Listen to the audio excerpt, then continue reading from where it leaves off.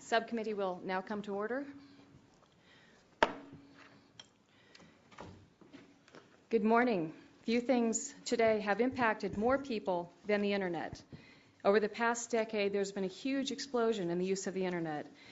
It has changed the way we work, shop, bank, and live. But it's also resulted in a new, dangerous contagion of sorts, involving piracy threats such as malware, spyware, phishing, farming, and a long list of assorted computer cookies. The time has come for Congress to take these growing threats more seriously.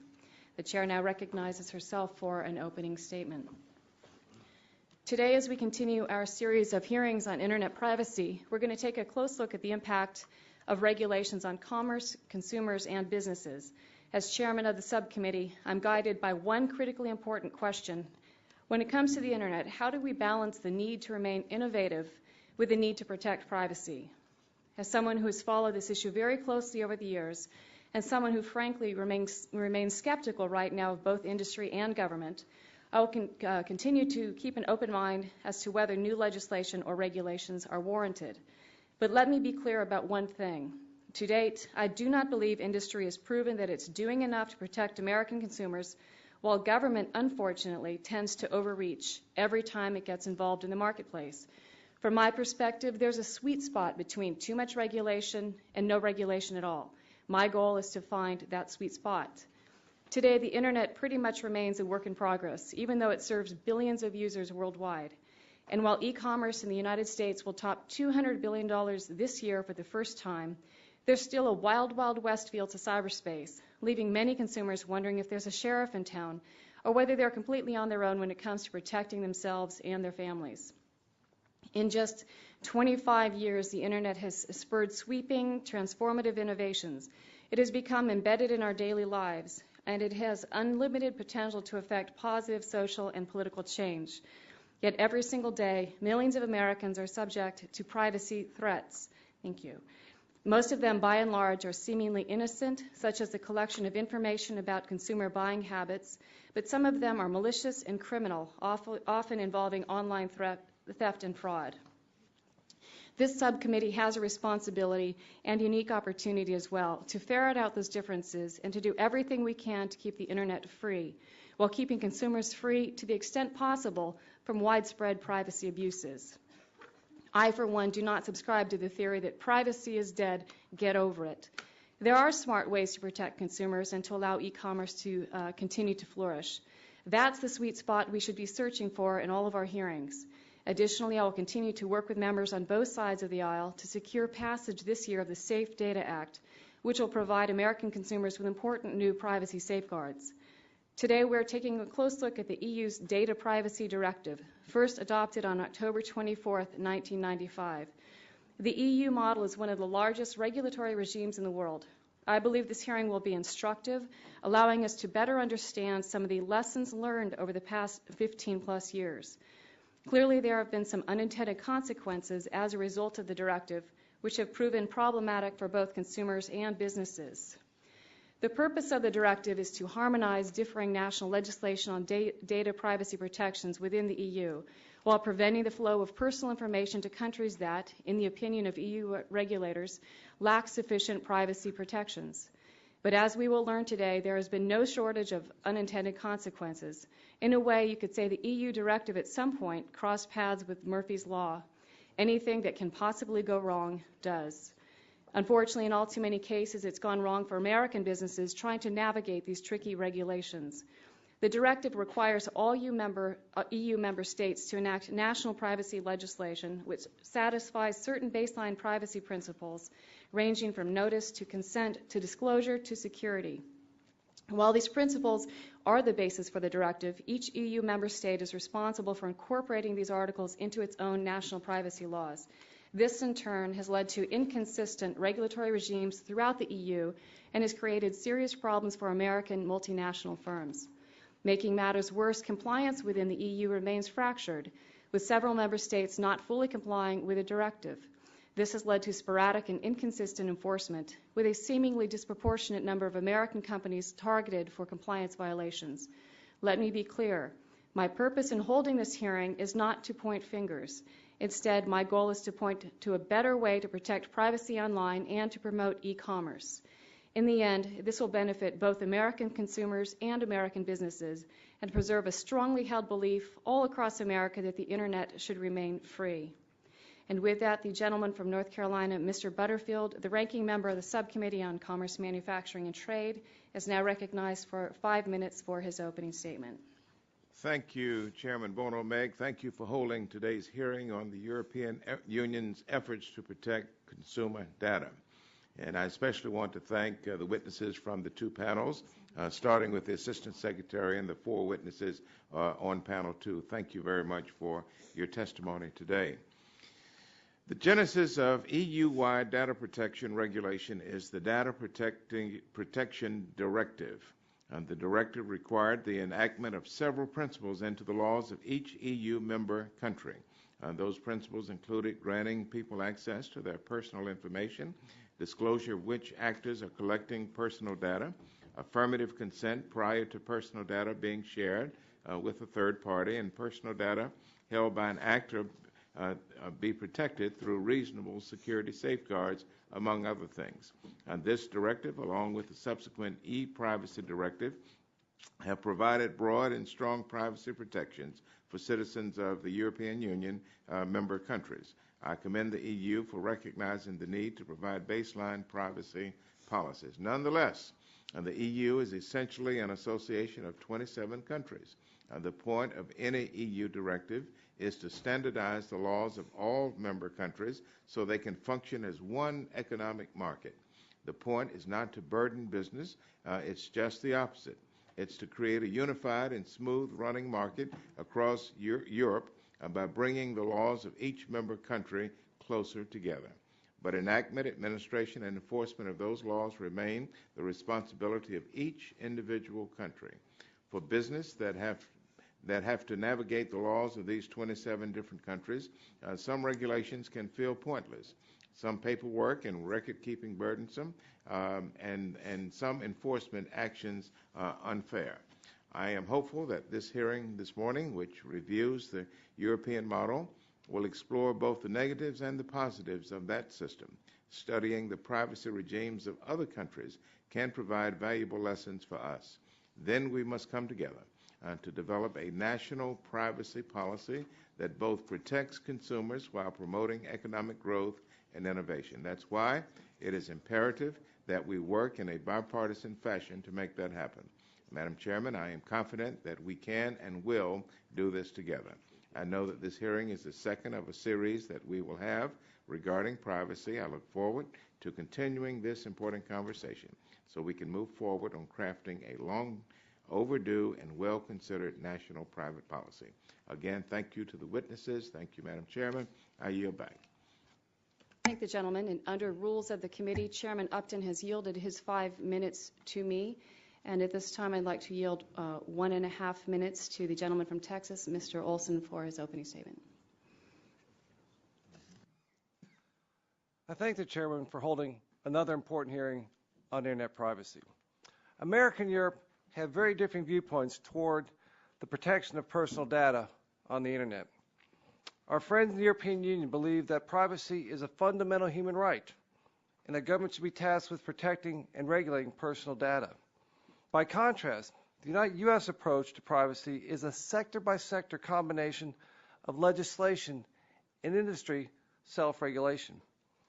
We favor a more balanced approach, recognizing permissible use of data and sharing while maintaining reasonable safeguards to prevent abuses. With millions of Americans out of work and our economy struggling, the last thing we need to do is to look toward Europe for guidance on new privacy regulations. Instead, we should use today's hearing to look at how the EU's overly burdensome privacy laws have negatively affected the European Union economy and how we can avoid similar pitfalls here at home as we continue to explore whether privacy legislation is needed in Congress. I thank the chairman. Yield back the balance of my time. I thank the gentleman, and seeing no other members present to make an opening statement, we will move to the panels, and we do have two panels of witnesses today joining us. On our first panel, we have the Honorable Nicole Lamb-Hale, Assistant Secretary for the International Trade Administration. Secretary Lamb-Hale, good morning again to you, and thank you very much for coming. You will be recognized for 5 minutes, and to help you keep track of time, there are lights and timers, and as you would suspect, yellow light means either hurry up and hit the gas or slam on the brakes. But either way, you may begin your statement for 5 minutes. Thank you. Madam Chair Bono Mack, Ranking Member Butterfield, and distinguished committee members, thank you for the opportunity to testify about online privacy and the impact the European Union's legal framework for data protection has on U.S. companies doing business in one or more of the EU member states. In my capacity as Assistant Secretary for Manufacturing and Services in the International Trade Administration, I will outline the approaches taken by the EU and the United States with respect to commercial data protection, describe the impact that the EU framework has on U.S. companies, and explain what the U.S. Department of Commerce is doing to facilitate unencumbered transatlantic trade. The EU and the U.S. share common goals in desiring to protect individuals' privacy while pursuing economic growth through increased trade and investment and by supporting Internet innovation. The EU Directive on the Protection of Individuals regarding the processing of personal data and the free movement of such data was issued by the European Parliament and the EU Council in 1995 and is currently under review. The EU directive functions as a baseline for EU member states and allows them to adopt more stringent national protections. In the U.S., the protection of individual privacy is deeply embedded in law and policy. In addition, voluntary multi-stakeholder policy development complements this framework. This framework has encouraged innovation and provided many effective privacy protections, but certain key American players in the Internet, including online advertisers, cloud computing service providers, providers of location-based services, and social networking sites, operate in sectors without specific statutory obligations to protect information about individuals. Because of this, the Obama administration is advocating for stronger consumer protection in the online environment. In the international context, the EU directive imposes limitation on cross-border data flows to countries whose legal frameworks do not meet the adequacy requirements of the directive as determined by the European Commission, or the EC, which is the executive arm of the EU. In 1998, the Department embarked on a 2-year negotiation with the EC aimed at devising ways for U.S. companies to continue doing business with firms in the EU without unnecessarily burdensome obligations being imposed on their activities. The result was the U.S.-EU Safe Harbor Framework, which the EC deemed adequate in a July 26, 2000 finding. The framework remains in force today and is administered by the International Trade Administration on behalf of the United States. It is a voluntary arrangement that allows U.S. commercial entities to comply with the framework principles and publicly declare that they will do so. When the Safe Harbor Framework was launched, 4 companies self-certified their compliance to the program. Today, nearly 3,000 companies of all sizes belong, and more than 60 new members are added each month. This service has enabled small and medium-sized enterprises to provide a range of value-added products and services to EU clients and citizens without the expense of hiring European legal counsel to comply with the EU's legal framework. An estimated $500 billion in transatlantic trade is facilitated by the Safe Harbor Framework. Some large U.S. multinational corporations have chosen alternative means of complying with the directive, but these have proven to be costly and time-consuming. For example, large U.S.-based multinational corporations have chosen to use binding corporate rules, or BCRs, which permit global intra-corporate data if the corporation's practices for collecting, using, and protecting that data are approved by the data protection authorities in the EU. Despite recent efforts to streamline the approval process, the cost and time associated with obtaining approval of BCRs are substantial. While the Safe Harbor Framework has proved itself to be valuable in facilitating transatlantic trade, it is not a perfect solution for all U.S. entities. Sectors not regulated by the FTC, such as financial services, telecommunications, and insurance, are not covered by the framework because their regulators were not part of the negotiations. Generally speaking, the biggest problems U.S. companies face with regard to navigating the privacy landscape in Europe include, 1, the significant resources that must be allocated to comply with these regulations if they are not in the safe harbor. 2, several EU member states implement the EU directive differently, so U.S. firms must comply with a variety of requirements in as many as 27 member states. And 3, differing EU member state regulations create legal uncertainty, which complicates U.S. companies' efforts to plan for the future. The Department continues to engage with the EU and its member states in discussions on how we can allow unimpeded data flows while at the same time respect each other's laws and values. The Department has been engaged in extensive conversation with EU data protection officials at all levels during the more than 10 years since the EU directive entered into force. These interactions have been designed to convey to the EU that the U.S. legal framework, while structured differently, is as robust as the EU's framework for protecting individuals' privacy. Thank you for the opportunity to explain how the EU's privacy and data protection framework relates to the commercial interests of the U.S. and to explain what the Department of Commerce is doing to help U.S. companies navigate the regulations in the EU. I look forward to any questions you may have. Thank you very much, Secretary Lamb-Hale, for your statement as well as for your insight into the issue of Internet privacy. And I'd like to now recognize myself for the first 5 minutes of questions. And you testify that our current approach to privacy has encouraged innovation and provided many effective privacy protections. Conversely, a number of studies have suggested that the EU approach has actually stifled its Internet economy.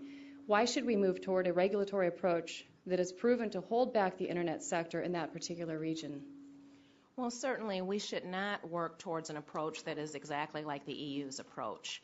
I think it's important to recognize that we need to have a regime that really is flexible enough to take into account changes in technology advancement. The privacy framework that we have in the United States is really about 40 years old, and it doesn't really take into account from a general standpoint, principles that can be readily applied to changing technology. And so what we need to do, I think, is to look at the EU example and really work to develop a baseline privacy policy that really provides principles that are, again, flexible, that don't supersede or override existing privacy policy frameworks that are sector by sector, so that we can facilitate trade and we're in a better position to ensure that as we negotiate with our allies and trading partners around the world, that we have a basic framework to work from. Well, in what ways are Europe's complex privacy regimes discouraging U.S. companies from entering European markets or affecting their success in those markets? And do those privacy rules amount to a type of trade barrier? Well, certainly, I want to talk a little bit about our Safe Harbor program, which has helped companies in the U.S., almost 30,000 of them, to successfully navigate the EU directive by, quite frankly, allowing them to avoid having to obtain approval from individual data protection authorities, and through the Safe Harbor framework, engage in the free flow of information across various countries. So I think that it's important to look at that as a tool. That is something that I think has worked very effectively for our companies. And as we look at what we can do in the U.S. in terms of basic privacy principles, we really need to be sure that we are flexible in our approach, that we aren't looking to promote certain technological innovations, that we really look at principles that can be malleable, quite frankly, so that we can ensure that as new applications come on board, like mobile applications that are not covered by our privacy laws, that we are able to address those and protect our consumers here and really help to promote international trade with our U.S. companies. Thank you. Professor Swire will testify in the next panel that the Safe Harbor, which worked well for many years enabling cross-border information flow, is not recognized by a number of countries that have adopted privacy regimes in recent years. For example, India, Latin America, Japan, South Korea. Is the ITA working with these countries to have the Safe Harbor recognized or to ensure its permanence should the EU update the directive? And if so, what has been the reaction of your foreign counterparts? Well, certainly the U.S. government is engaged in multiple discussions with trading partners around the world, including during the APEC conference that's going on now, looking at how we can work together with our trading partners to come up with a regime that really facilitates international trade and does not impede it. The Safe Harbor, companies who take advantage of the Safe Harbor rule or regime are able to take advantage of what are called onward transfer principles, which allow them to contract with European companies and then instead of just being restricted to transferring privacy data between EU countries and the U.S., to also transfer that data to other countries. People who take advantage of the onward transfer principles under the safe harbor do have that advantage. They do have to meet certain requirements, and the department is certainly happy to help companies understand those principles so that they can take advantage of them in other countries beyond the EU framework. All right, thank you very much. And I'm going to yield back my remaining time and now recognize the gentleman from North Carolina for 5 minutes for his questions. Thank you, Madam Chairman. Let me begin with this, and again, thank you very much for coming, and thank you for your testimony, and more importantly, thank you for your service to the department and to the country. One issue we are exploring is how privacy legislation would affect U.S. firms globally. We have heard from some multinational companies that baseline privacy protections in the U.S. would help them abroad. In your testimony, you mentioned the Commerce Department has received comments from industry who say that an enhanced U.S. privacy framework could reduce barriers and compliance costs for U.S. companies in international markets. Can you briefly describe some of those comments and discuss whether you agree that U.S. firms could see a benefit abroad if we enacted legislation here? Yes, thank you very much, Mr. Butterfield. It is important as we look at our global competitiveness that we have a framework, a set of basic principles that can be found in one place that really speak to the value that the United States places on privacy protection. We certainly place a lot of value on that, and I think that the world knows that. But in order to really discover our principles, you have to parse through a number of different pieces of legislation by sector to really get the sense of what the privacy protection regime is like in the United States. And so as a result, as we enter into negotiations with our trading partners, it would be helpful, and I think it would help the competitiveness of our businesses, if we had baseline consumer privacy protections, that are principles that are flexible and that take into account the really the changing economy, the changing technologies, so that when we go in, we don't have to have a situation where our service providers who are engaging in trade with the EU and with other countries are impeded because those countries are concerned about our data privacy regime. So you're saying that this baseline legislation could address or alleviate some of the concerns that EU countries have raised regarding our firms? I think so. I think so, Mr. Butterfield. I mean, certainly through the safe harbor framework, we have been able to help our businesses navigate very successfully the EU directive. But I think going forward, and as we look at our negotiations with multiple countries, including through our APEC negotiations and our work with the OECD and others, I think it's important that if we have our privacy principles in one place, just as the EU does, quite frankly, through their directive. If we have one document as opposed to multiple documents that you have to parse through to really get the sense of what our basic principles are, I think that our companies will be more competitive globally. Well, let me ask you to speak to your agency specifically. Would a baseline U.S. privacy law help your agency as it negotiates with non-European countries?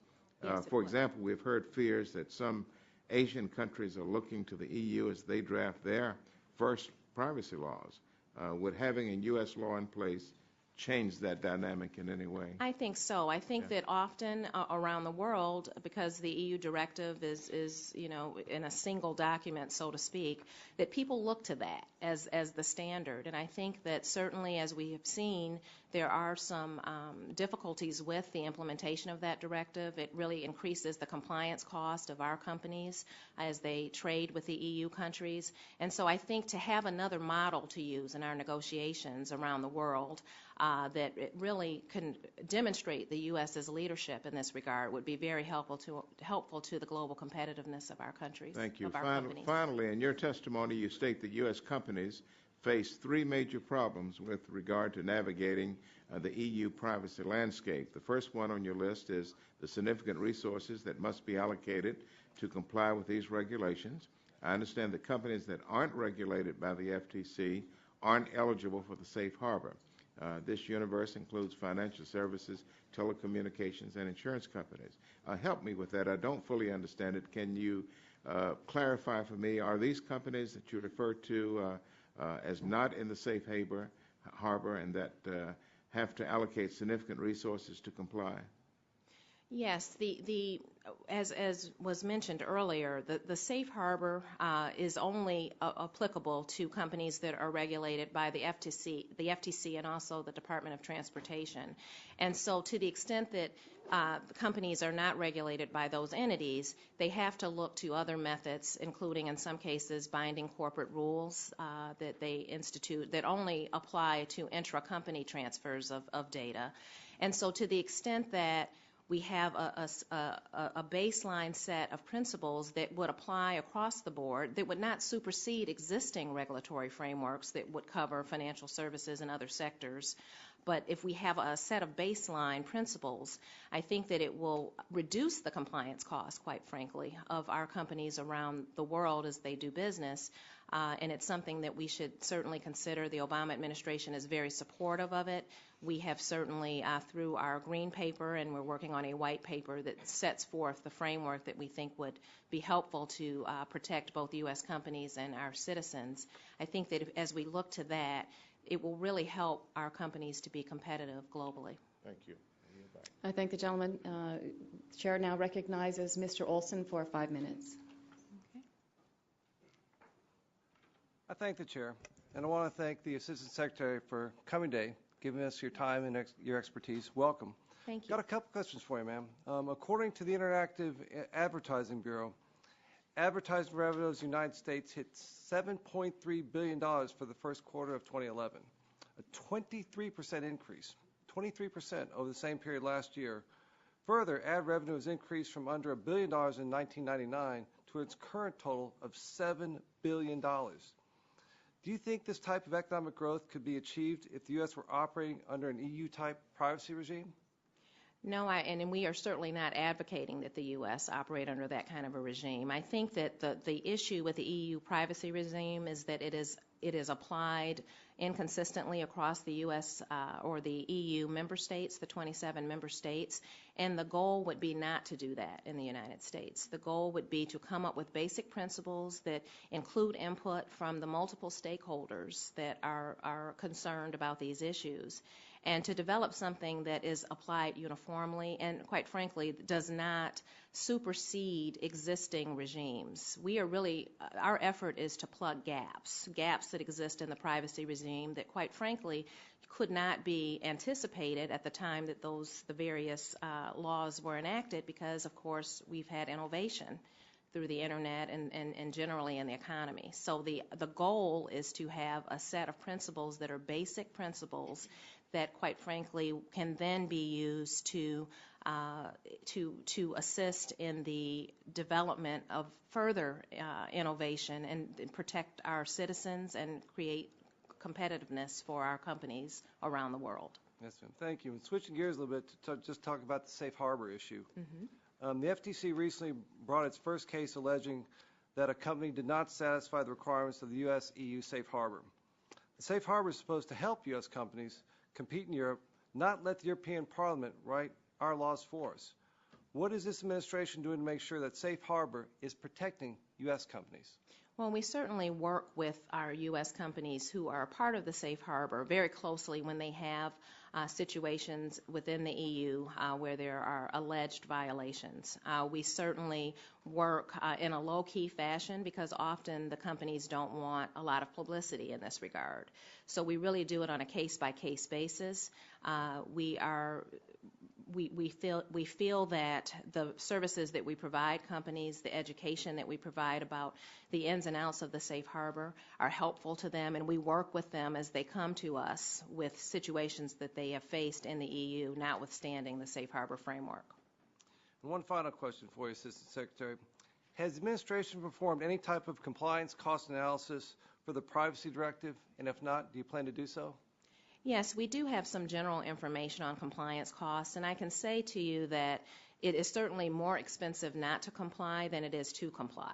And so what we encourage our companies to do is to be engaged and be educated about the various regimes. To the extent that they're in the safe harbor, I think they have a leg up because they are able to operate without having to obtain approval from various data protection authorities around the EU. But we certainly work with the companies to ensure that they're educated and that we have their cost, while there will always be costs associated with operating in other countries and in the EU, that their costs are limited. Thank you for those answers. Yield back the balance of my time. I thank the gentleman and now recognize the gentleman from West Virginia for 5 minutes, Mr. McKinley, and he waives. So our next, we will go to Mr. Harper for 5 minutes. I will waive. And he waives. Mr. Stearns for 5 minutes. Mr. Stearns?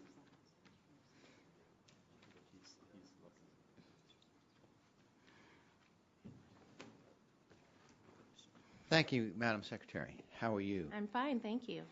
I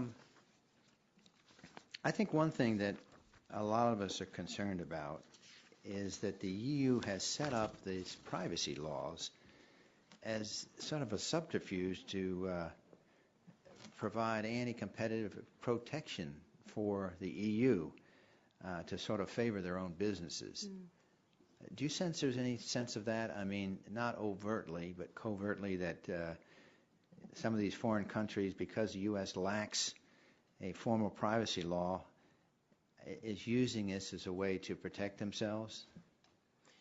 Well, Mr. Stearns, I don't want to speculate on the intent of the EU in their directive. Well, maybe instead of speculate, have you found that it's sort of been true? You know, I don't know that it's true. I think that certainly the problem and the lesson to be learned from the EU experience is that having individual member states create their own regimes as they interpret the requirements of the directives has increased costs for our companies. It's created regulatory uncertainty for our companies who are doing trade with the EU. So certainly, you know, our goal is to work very closely with the EU. We have done it over the 10 years since the safe harbor was put in place, to really work together to come up with an approach that really helps both of our interests. Do you have any idea what the cost, economic impact, any studies that show the dollars that it would cost Americans more? I think we have here studies that show the economic impact to U.S. companies if such regulations at the EU are implemented, what it will cost American companies. Do you have any studies like that? Well, I can tell you, sir, that there are findings that have indicated that the average compliance costs were $3.5 million, but the costs for non-compliance were nearly 3 times higher at $9.4 million. And so certainly non-compliance Because is if more they don't expensive. comply, their market's shut down, is what you're saying.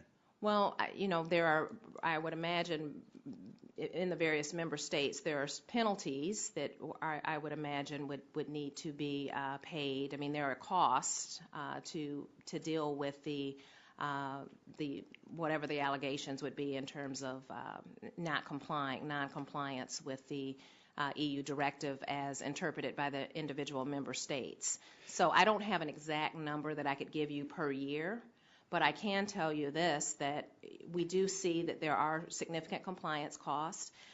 It has impacted trade, but because of that, our kind of knowing that back in 2000, when the directive was really when the safe harbor framework was accepted by the EC as being adequate, and 30,000 of our companies now today are part of that framework, it has helped those companies to navigate some of these costs. When I pick up a magazine and I look at the ads and I give it to my son or I give it to other family, they all see the same ads. But in the United States, if I go on the Washington Post website, they often behavioral, because they have maybe a record of things about me, they have some behavioral advertising. They can really selectively decide when I pull up the Washington Post that these ads would be more interesting to me, so that the advertisers have an incentive to have this behavioral advertising. But it's not true in the European Union. Is that correct? Well, the European... There's a behavioral advertising that we allow our companies to selectively accumulate, the Googles, the Amazon.com, books and things like Barnes & Noble, all that goes into the mix and gives a behavioral opportunity for advertisers to narrow down who they're going to advertise. But you can't do that in the European Union. Is that correct? Well, I can't speak to the various If you don't member know, just states. say yes or no. I don't know the Okay.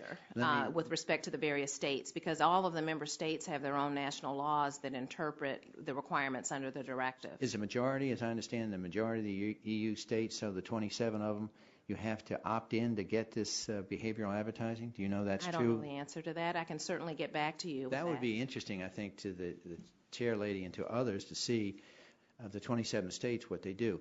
Now, who is the controlling authority in the European Union, or does the data privacy agency of each of the 27 function independently of the EU? Well, there's no FTC. There's the European Commission, which is the entity that has the overarching authority, and then each. So they're equivalent to the FTC? Roughly, I guess that would be a good analogy to draw. But you've also indicated that each of the 27 countries do their own thing, so it doesn't seem And to that's be the problem. That's the a lesson European learned. preemption here, so they can't preempt these other 27.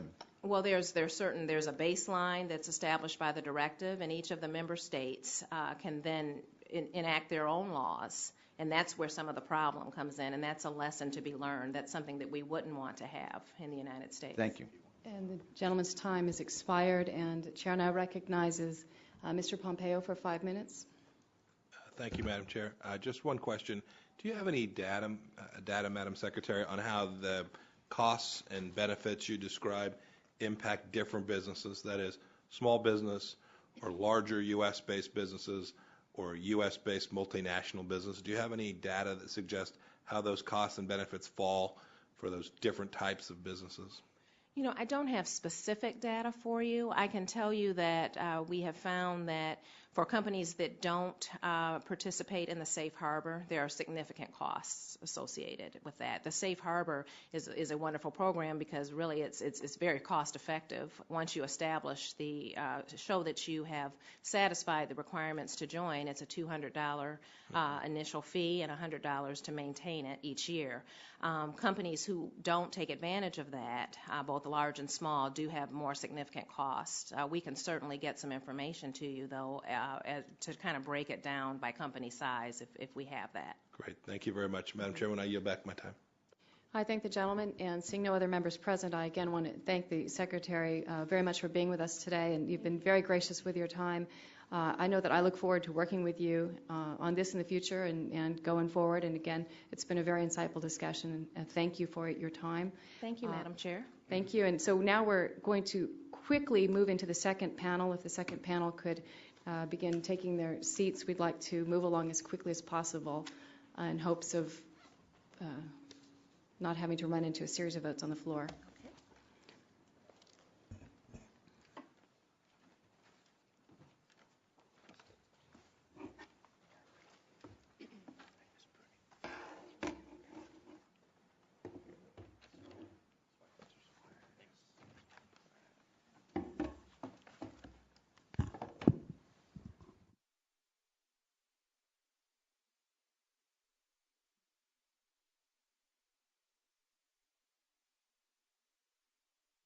World record. Thank you all very much. So we have 4 witnesses joining us today on our second panel.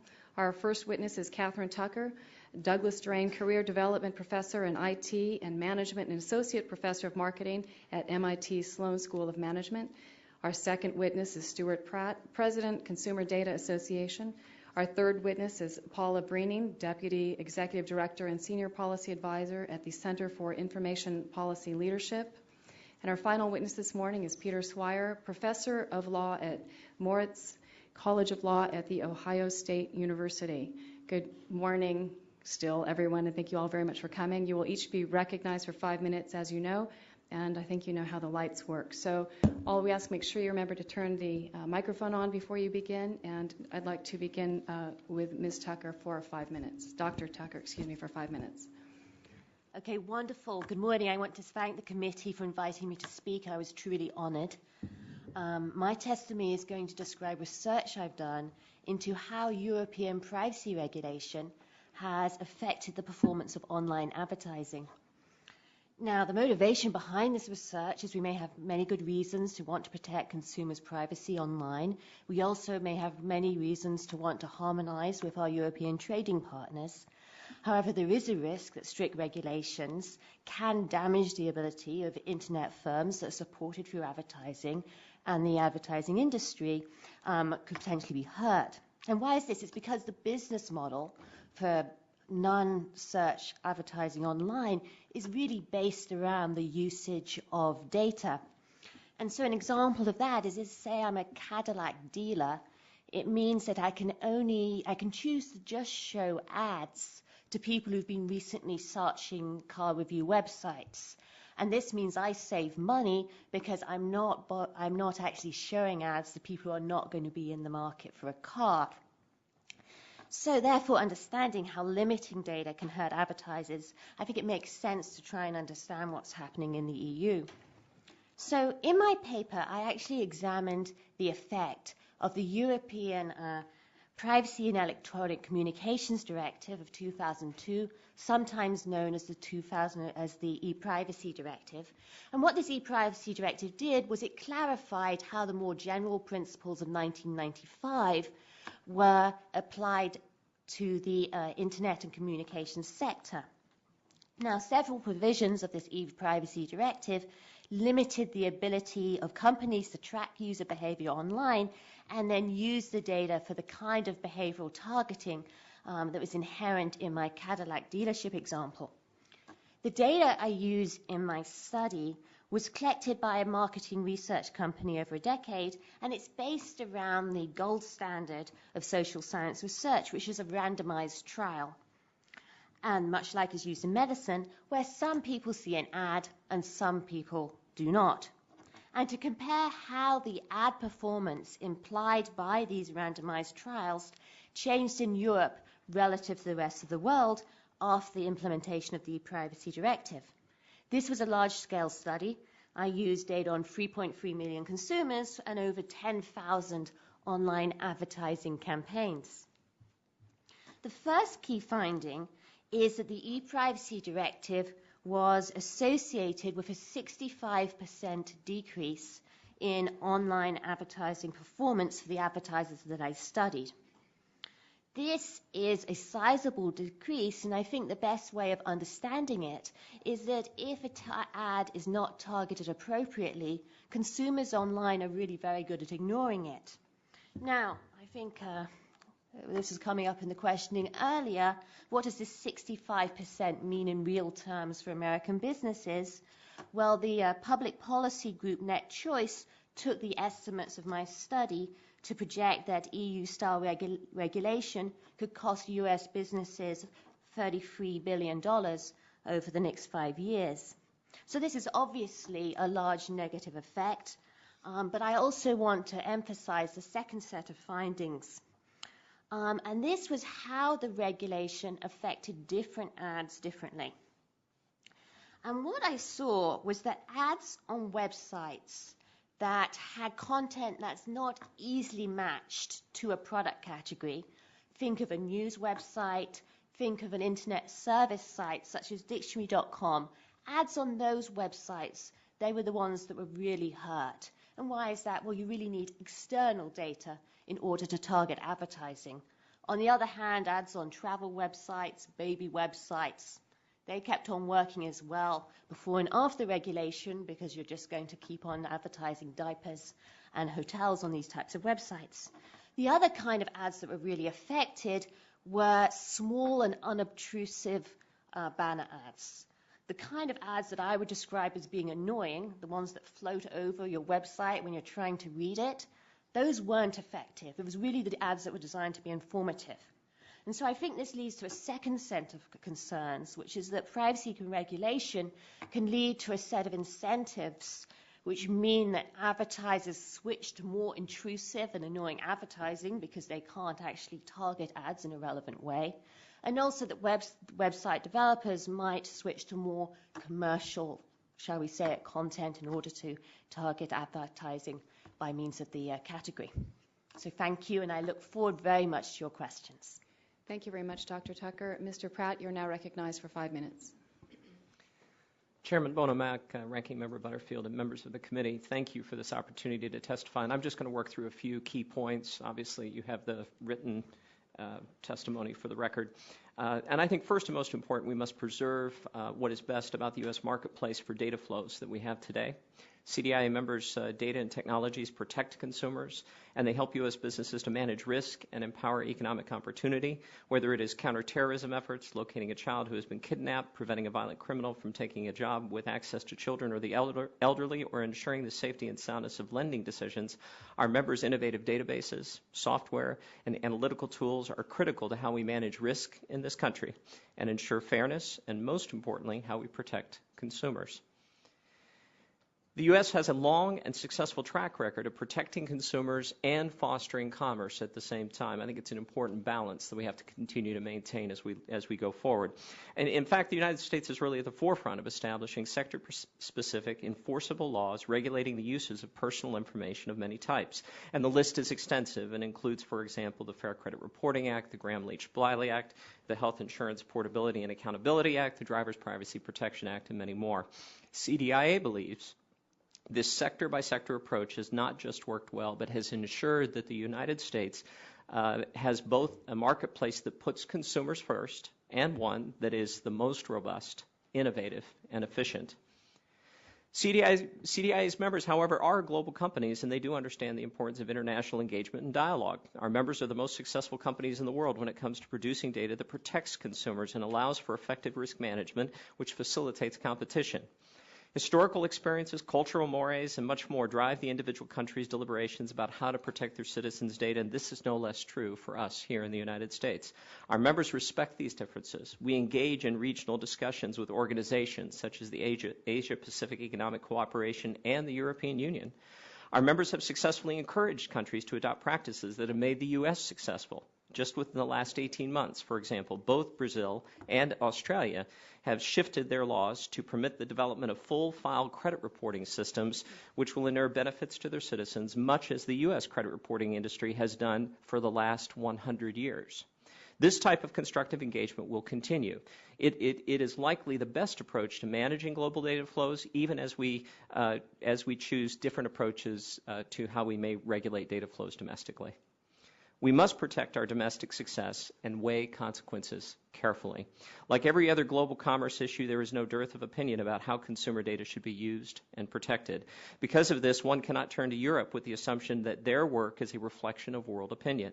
There have been many different approaches to establishing basic principles for the protection of data, and we list a number of examples in our written testimony. Even in Europe, the Data Protection Directive has been transposed into country-specific laws, which, while determined as adequate by the European Union, are still different.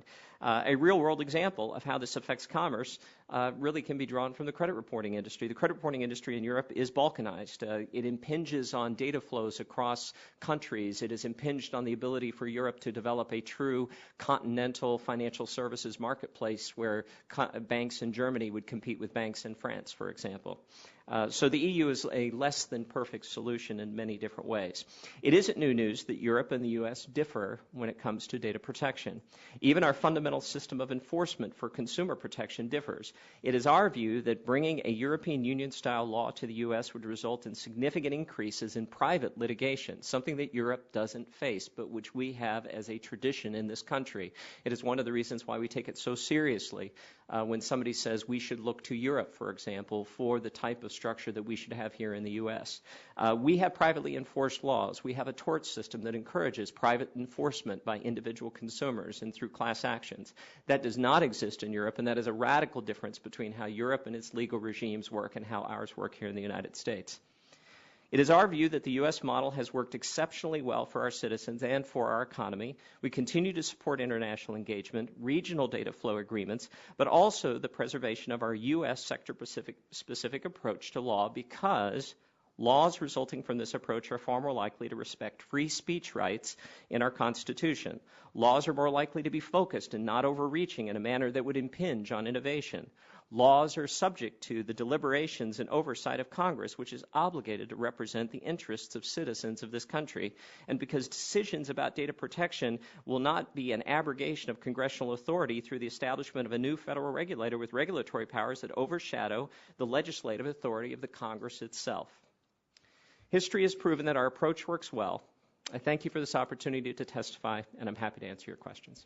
Thank you very much, Mr. Pratt. And Ms. Breening, you are now recognized for 5 minutes.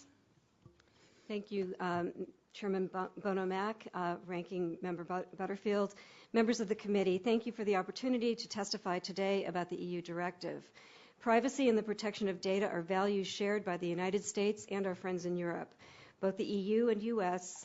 guidance about the responsible collection, use, storage, and sharing of information about individuals is based on trusted, relevant, long-established principles of fair information practices.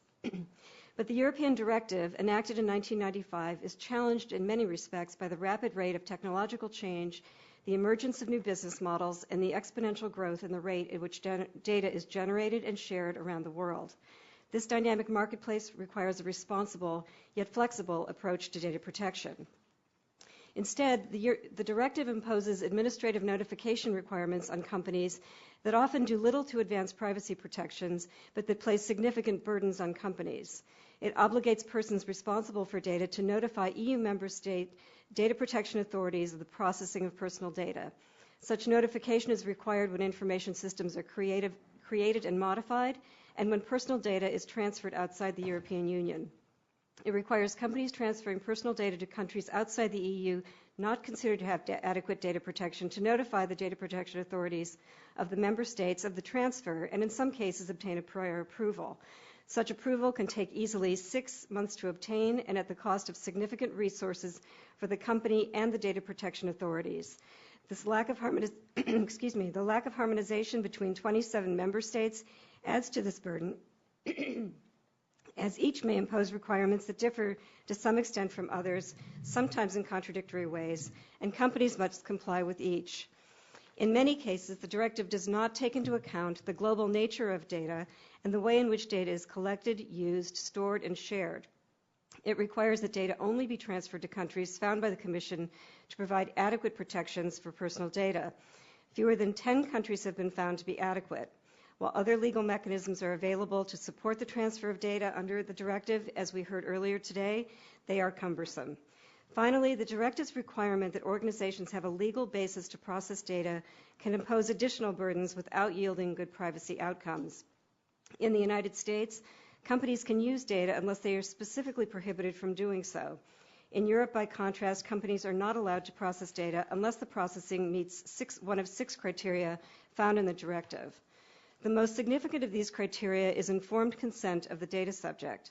To obtain consent, companies must specify in the privacy policy the purpose for which data will be processed.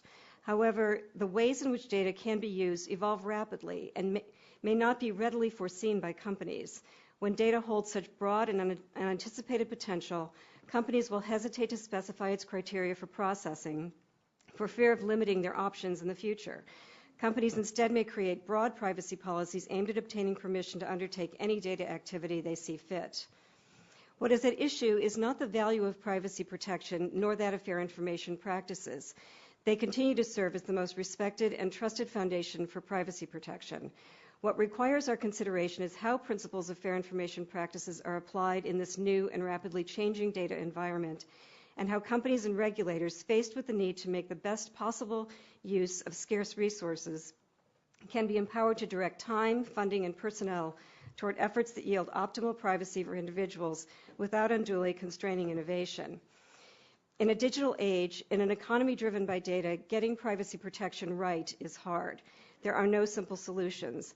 Policymakers, industry leaders, regulators, and advocates are engaging in discussions here in the U.S. and in international forums to develop approaches that serve both organizations that collect data and the privacy of individuals. Therefore, as this committee continues to explore this issue, I encourage you to consider the alternatives developed through these ongoing discussions. Thank you again for this opportunity, and I look forward to answering any questions. Thank you very much, Ms. Breening. And Professor Swire, you're recognized for 5 minutes. Thank you, Madam Chairman, and Ranking Member Butterfield, other distinguished members of the committee. Thank you for inviting me to participate today. This is an area that has long been of great interest to me. I wrote a book on the U.S. and EU privacy laws back in the 90s, was Chief Counselor for Privacy under President Clinton, and helped to negotiate the Safe Harbor Agreement that we've heard about today. Before turning to my written testimony, just a brief comment on the very important research that Professor Tucker has talked about today. This is incredibly useful data, but I would like you to think about advertising being targeted. We could do it even better if we saw every email you saw, every text message you ever wrote, every moment-by-moment location information. We could target better, but having all of that known to the advertisers creates some risks, and I think we probably want to have privacy and have good business, not just maximize how much everybody sees about us. In my written testimony, there's 3 points, and I'll focus on the third one today. The first point is that the EU Data Protection Directive has deep roots in the United States history of privacy protection. The fair information practices came from here, and that's what's built into the directive. A second point is I've often criticized the EU directive in a number of details in my writing, but with that said, the European regime has made important contributions to our privacy practices. Many of the sensible ways that we self-regulate today in the United States really grew out of discussions that were involving European regulators, and we've taken the best of that in many cases to do good business and good privacy. The focus of my time today, though, is going to be on jobs and U.S. businesses and the effects on those. My point here is that support for baseline privacy principles is good business and good policy for the United States. If we adopt a we don't care about privacy attitude, that creates major risks for American jobs, American exports, and American businesses. Other countries could then decide that the U.S. is a non-compliance zone, and they can ban transfers of data to the United States. Foreign competitors can then use the lack of U.S. privacy protections as an excuse for protectionism and insist that all the information processing happen in their countries and not here in the United States, where right now we have such an important technological edge. So I'm going to continue with a little more detail on some of those jobs and business effects. The safe harbor, as was discussed earlier, is a big help for transferring data between EU and the United States, and we made the European rules much more workable as we negotiated that. But the risk of protectionism is growing again. The EU is in the midst of a major revision of the directive. They may make it substantially stronger in some respects. And as the chairman noted, India's privacy law is coming online now. Mexico and most of Latin America are adopting these laws. And right now they're copying the European approach. If we had a baseline approach in the United States that was simple and easy to communicate, I think it would be a lot easier for them to copy the U.S. approach, or at least for us to have U.S.-style principles accepted around the world. If we don't do that, we're risking having a very bad model become the practice generally. Cloud computing is just one industry that gives an example of the risks we face here. The province of British Columbia a few years ago canceled contracts because they thought sending data to the United States wasn't safe enough. There have been several discussions in European parliaments this year that similarly having databases in the United States is not safe enough for the data of European citizens. Now, when we have these important information services, cloud computing, internet sales, other U.S. areas of leadership, we can't just ignore the rest of the world in this case. And here's why. Many of the U.S.-based companies have assets in these countries. We have employees in these countries. If Germany, which for instance, one of the German states had a 60,000 euro fine this week about a financial firm for affiliate sharing. When the German regulators do this, they can go after American companies' assets overseas. We've seen that Italy has even gone against a Google employee on a criminal basis. So we're stuck in a world where they have national jurisdiction and national legislation. I think the question then is how do we engage, how do we find a way for the United States to best have our self-regulatory, our good privacy principle, but our non-intrusive approaches, but also explain to the rest of the world how to stop this protectionism. I think we should maintain our own privacy legal structure. Baseline principles, I think, are the way to go, baseline legislation if possible. The risk is that we do so little that the rest of the world says we don't do enough at all and shuts us out. And I think that's something to avoid. Thank you, Madam Chairman. Thank you, Professor. I appreciate very much all of your testimony and apologize for always having to rush to get it in under 5 minutes. But now we'll recognize myself for the first 5 minutes of questioning. And Professor Tucker, to you, in your research, how did you account for the difference between what European privacy regulations say on paper and then how they're actually enforced? And what does that difference mean for those who would suggest we model U.S. privacy regulations on European ones? So my study, because it's an empirical study, is really a study of how firms interpreted the laws with all their ambiguity, all the lack of clarity, all the uncertainty.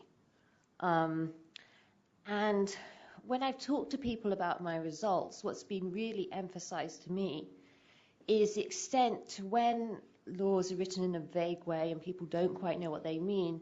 Often counsel do urge the company to take a very conservative and cautious approach. And so I think one way, of understanding that gap is that if there is a gap between what was intended and what companies are doing, it often tends to be conservative because companies obviously do not want the bad publicity associated of being found guilty of privacy violations. Thank you. And in your testimony, you state you would like to see research that tests elements of a do not track technology because your research shows some forms of consumer choice regarding their privacy can improve advertising effectiveness. Can you explain further what you mean? Yes. So this is a separate study where I actually looked at online advertising on Facebook. And you may remember a year ago, Facebook was under a lot of pressure, and they actually implemented a whole new series of privacy controls. And what we saw is that when we actually gave users control over their own privacy and how their personal information was being used, that's actually a large improvement in terms of how willing people were to click on relatively personalized advertising. Thank you. And I kind of have a golden question, and I will go to you, Professor, and then let each of you take a swipe at this one. What questions do you all think need to be answered for us to understand how restrictions on data could affect digital media and services? And I will start with you, Professor Tucker, on that. Okay. So I feel there's a lot, I'm constantly frustrated by how little empirical research there is out there. And I, as a policymaker, would find it hugely difficult to try and say, well, what matters, what doesn't, in terms of actually affecting consumer response. So I think what we really need is more research on trying to understand, well, if we do have to have regulation, how can we make it good regulation which actually benefits firms and consumers at the same time, thereby sort of giving trust, encouraging consumers to trust companies, and therefore getting some benefits, well, hopefully not costing firms so greatly. You're right. That's a big question. So I think the question I would ask, if I was sort of sitting up there rather than here, would be how all the innovation here that we see in the Internet really is U.S.-based. I mean, I think in that way, Professor Swire's right. We really have the edge as a country. It's because of the freedom that we have to have innovated that all these innovations are here that are moving around the world.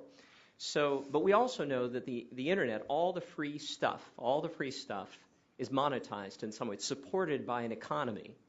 And I think the key question, which I've heard in some other hearings, is, so if we're going to strip away a lot of what supports, what is the economy that supports the way that we interact with the Internet today, what takes its place? And what's the consequence of a whole different system of billing individuals for participating in powerful tools, search engines, and so on and so forth? So I think this monetizing economy question is sort of fundamentally important. But I would certainly agree that go slow and seek empirical answers is awfully important as well. So there's no reason to rush to some immediate conclusion. Thank you. Ms. Brainy, Yes. I think it was acknowledged earlier today already that so much of what we think about privacy is very culturally based. It's based on history and experience and mores. And we're going to be hard-pressed to convince one part of the world or another that our way is better, and we certainly don't want to adapt their approaches. At the same time, global flows of data are critical to our economy, to the world economy. They have to be robust in order to keep economic growth going, and it's so necessary right now. So the question becomes, how do we respect these divergent ideas about privacy and yet have an interoperable system that allows for those data flows? And I think trying to figure out how you create that system is going to be really, really important. I think the other question is, we keep hearing about how companies need more flexibility to process data than is perhaps allowed for in something like the directive, and even in many ways in the kinds of rules and regulations we have here in the United States. So again, how do you provide that flexibility in a way that also requires that companies assess the risks that they're raising for individuals when they're using that data, and that they mitigate those risks so that they're accountable for the way in which they're using data. Thank you. Professor Swire, I apologize. My time has expired, but I know that some of my colleagues will jump to you. So I'd like to recognize Mr. Butterfield for 5 minutes. Thank you. Dr. Tucker, I thank you for your testimony. Obviously, it's very thoughtful, and I certainly don't want to make light of your research. And it is important research that can and should contribute to our decision-making process. But because those who oppose privacy legislation have touted it as their rationale for opposition, I want to summarize what we know. This study looks at a universe of ads that are not very effective to begin with. Then it concludes that those not very effective ads have become even less effective as a result of European countries' efforts to protect consumers' privacy. And so we need to certainly continue that conversation. A couple of years ago, Mr. Swire, the RAND Corporation authored a report reviewing the strengths and weaknesses of the EU's data protection directive. The directive contains a set of data protection principles. Each of the 27 countries then has its own set of laws implementing those principles. One of the goals of the directive was to set out a framework to bring the laws of each individual country closer together so the EU could truly function as one market. We're talking about 27 different sovereign countries. So at the end of the day, there were bound to have been some differences around the edges at the very least in how they interpret and carry out the directive. But the RAND report concludes that one of the strengths of the directive is that it has harmonized data protection principles and to a certain extent enable an internal market for personal data. It cites as evidence the implementation of legal rules across Europe that have greater compatibility than prior to the directive's introduction. In other words, the legal rules of each of those countries have come closer together than they were prior to the directive. Professor, can you please comment, if you will, on this observation generally, and in particular, can you please discuss whether and how this convergence in the legal rules of 27 countries has actually benefited the U.S. and other companies trying to do business in the European Union? That's a very comprehensive question. You've got a couple of minutes to respond. Well, I won't take all your time, but thank you, Congressman. When the directive was first being considered in the early 1990s, there were two big goals. One of the goals was to protect privacy, but the real driver was the common market, which is what you were talking about, which is there's supposed to be free flow of information between Italy and France and Germany and now all the other countries. And so the directive was set up so that the ceiling and floor were supposed to be pretty close together. So it wasn't total preemption. It wasn't exactly the same everywhere. But if it had been a great big difference, now it's supposed to be a much, much smaller difference. And we know in the United States we face this, your committee faces this on preemption for data breach and the rest. If the things are pretty darn close, a lot of time companies can deal with it. That's what the directive was supposed to do. In practice, it probably hasn't always achieved that. But that free flow of information within Europe was one of the two main goals for creating the whole thing. Thank you. We still have some time. Professor, in your testimony, you state that prior to implementation of the Safe Harbor Agreement that you helped negotiate, there was a widespread perception that American-based companies were subject to stricter privacy enforcement in Europe than EU-based companies. As U.S. leaders, we, of course, hear about the problems faced by our companies in dealing with the regulatory regimes of other countries. And we, of course, hear complaints about unfair treatment and enforcement. And when it's a giant like Microsoft, Google, or Facebook, everyone is going to read and hear about it if an EU country goes after them. Given all of this, sir, some of us might still be under the impression that the U.S. companies are treated differently and more strictly when it comes to enforcement of EU data protection rules. I think you know where I'm going with that. Please help me with it. I'll try to help, sir. Yes. So my view is in the early period, there was a highly visible focus on U.S.-based companies for enforcement. The enforcement action this week that I mentioned in Germany in the financial area was against a German company dealing with German providers. And over time, a far bigger fraction of enforcement actions, as I understand it, have been for European companies and not focus on the U.S. We should always look for problems with that discriminatory treatment, and we should step in when we see it. But the point about discriminatory treatment is if we just say we don't care about privacy, it strengthens the hand of European enforcers who want to go after U.S. companies because they think they can't trust it when the data comes here. So just saying we don't care or we don't do that here really raises the risk of focus on the U.S. enforcement against U.S. companies. So there is some perception of singling out of U.S. companies. My sense is that, the home field advantage is quite important. I'm from Ohio State, and we believe in the home field advantage. And this sort of thing happens in the U.S. Constitution has a diversity jurisdiction so that if you're out of state, you get federal judges to help you. So that's a concern. But if we are able to keep showing that in the U.S. we do basically a solid job on privacy, then that's an enormous answer back to the people who want to be protectionist. Thank you. Thank you. Very helpful. Thank you. I think the gentleman and the professor would note that the chair is a USC Trojan grad, so and now recognize. Also a fine team, man. Thank you. And the chair will recognize Mr. Stearns for 5 minutes. Thank you. Thank you, Madam Chair. Dr. Tucker, it just seems to me it comes down to that there's two questions here. If we don't adopt privacy regulation like the European Union, then in a sense we're shut out of their market. And other countries in Latin America and others that are taking the European Union as a standard and moving in that direction, then we have around us, whether it's Latin America, Europe, we have all these countries that are subscribing to the European Union model, then in a way we're at disadvantage. So that's one question. And the other question is, though, that, when you look at it, Google and Twitter and YouTube and Facebook and Groupon, all these came because the innovation here in the United States didn't come from Europe, didn't come from Latin America. So if we adopt the European Union model, that everything has to be opt-in, then the innovation that comes from behavioral advertising, we all agree that financial and health records should be protected, that's okay, but some of the behavioral advertising works to the benefit of the consumer. Groupon is a good example. You can get ads now that'll give you a discount on things that you might not have thought of, but it's in your behavioral interest. And so, it's caught between those two, whether the United States succumbs to the European model and loses its innovation, or at the same time does the European Union, we just say we're not going to do it and continue our innovation, and who knows what will come up besides another Facebook or Twitter.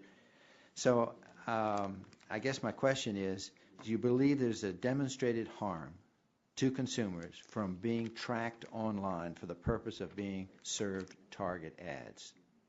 Okay. Amen.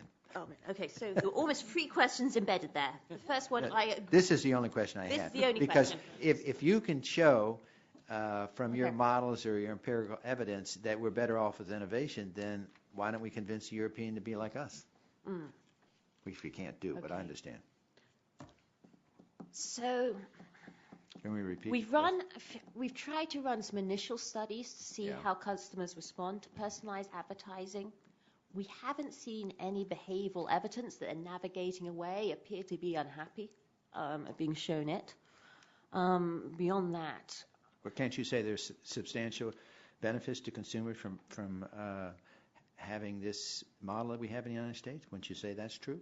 Well, I mean, in terms of how many wonderful, free and innovative services are supported through advertising, I mean, I would say definitely. Let me just go down, Mr. Pratt. Do you have a comment on this question? Basically, is there a demonstrated harm to consumers from being tracked online for the purpose of being served targeted ads, in your opinion?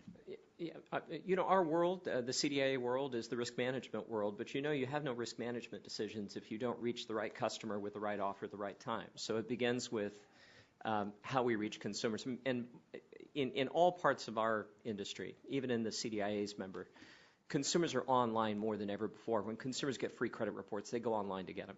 So the bottom line is it's desperately important that we have very effective mechanisms for connecting consumers with products. It empowers businesses. It's a home run, in my opinion. So you've got to have it. We do have it. We should be really careful about how we do harm to it. And you would not favor the European model? Well, we don't. I mean, you've heard that in our testimony. We're unequivocally opposed to importing that. Yeah, so, okay. Right. Ms. Bruning?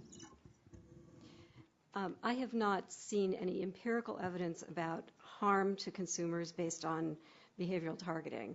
What I would say, though, is that the way we define harm in the United States is fairly circumscribed. We talk about it in terms of physical harm, financial harm. I think there's a growing recognition that harm may take different forms, that reputational harm, I think the advent of social networking has shown us that there are other harms involved. Reputational harm is one of them. I think there is a concern amongst consumers about how much data is being collected about them and how it is being used, and that there's not enough clarity about that. So to say, that there has been empirical evidence, I have not seen that, but I would not say that there is no harm at all if that is a practice that there is not the appropriate assessment of risk and mitigation of risk on the part of companies who are engaging in it. Mm-hmm. Professor Swan? Yes, so I think, is there any harm to consumers? One answer is it's a reason to have effective data breach protection. The question is more, is there demonstrated harm to consumers that you have seen? I think the demonstrated harm comes when there's data breaches and all the information about me gets leaked out, and then But there's that's identity a theft. data security problem, not necessarily a privacy If problem. everything's in the database, there's a bigger risk when it gets leaked. But if we have a good data security bill and we say to the companies that you have to have a security officer and you have to have it encrypted and you have to be protected, that's different than just having behavioral advertising out there in which customers use it to buy things. Right. So I'm just asking you, have you found any demonstrated harm, any empirical? I've pointed to the biggest harm, which is when it leaks out. Yeah. All right. Thank you, Madam Chair. Thank the gentleman, and now recognize Mr. Pompeo for 5 minutes. And he waves, and Ms. Blackburn for 5 minutes. Thank you, Madam Chairman, and I apologize to you and the witnesses for being late to the hearing. I had a mandatory meeting that ran long, and I was a little bit detained. I do have a couple of articles that I want to submit for the record.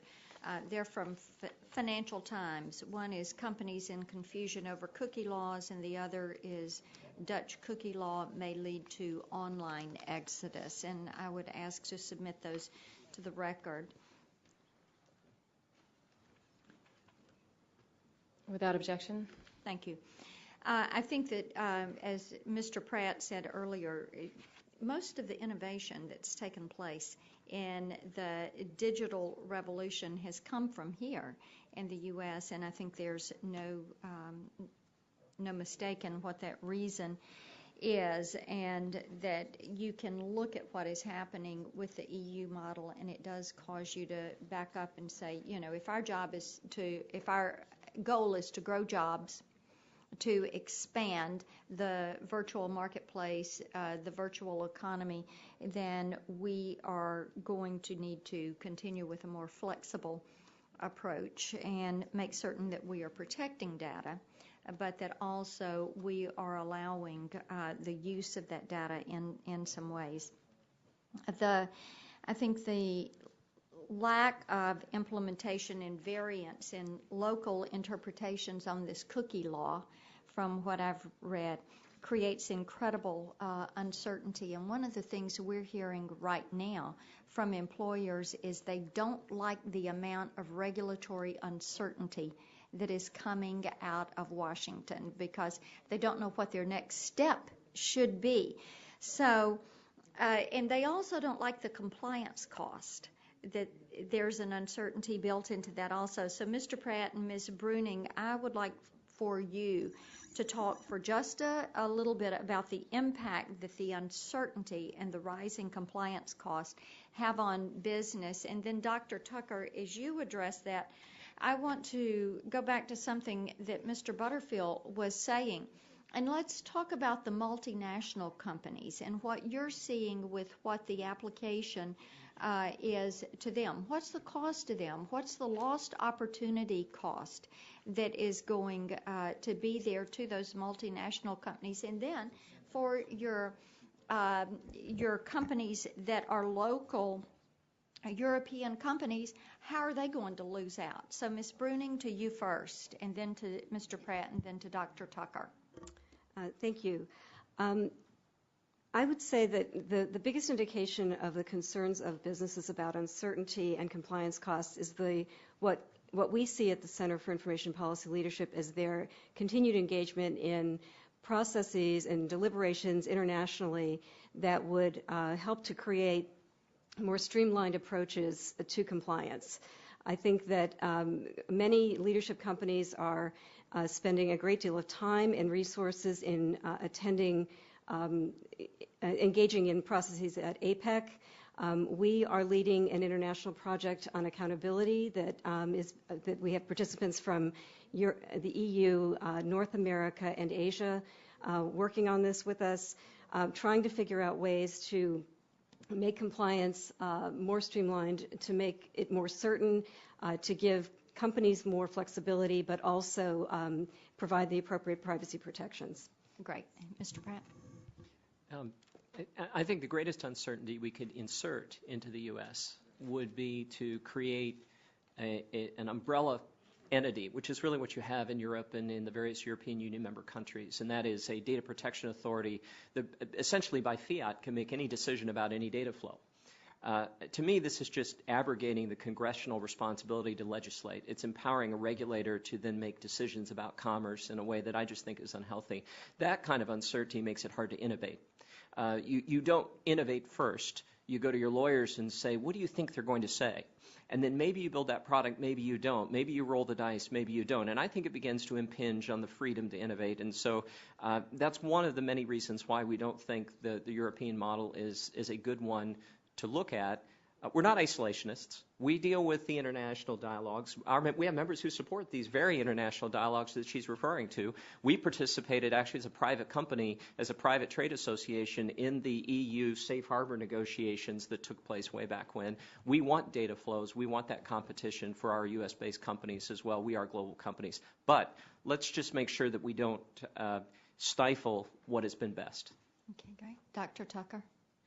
So quickly, as we're out of time, the firms that have really been hurt have been the small firms on two dimensions. First of all, it's expensive to try and work out what these laws mean. But secondly, if you're a small startup website, you're trying to get customers to opt in. When they're uncertain about whether or not to opt in, it's going to be harder for you to get that kind of consent. Thank you. Yill back. I thank the gentlelady, and I'm happy to note looks like we've concluded the hearing before the floor votes, and I would like to thank the panelists all very much. It's clear that everybody in this room has learned something today and cares deeply about these issues as we move these forward. So this was our second in a series of privacy hearings that we will be holding this year. I look forward to our continued discussions on how we can best balance the need to remain innovative with the need to protect consumer privacy. I remind members that they have 10 business days to submit further questions for the record, and I ask the witnesses to please respond promptly to any questions they receive. Madam Chairman? Yes. May I be recognized for the purpose of offering a letter into the record, please? The gentleman is recognized. I have a letter in my possession from the Transatlantic Consumer Dialogue addressed to the chairman and to the ranking member. I ask unanimous consent that it be included in the record. Without objection. And again, the hearing is now adjourned. Thank you all very much. I apologize. I didn't want to eat up your time. Okay. I just hadn't learned to watch the clock. I could watch it from me. Okay, you got your, okay. Okay. Professors talk too much. No, that was interesting. They asked some interesting questions. They're doing some homework. Yeah, they are. Some of them are a little. Well, sometimes they act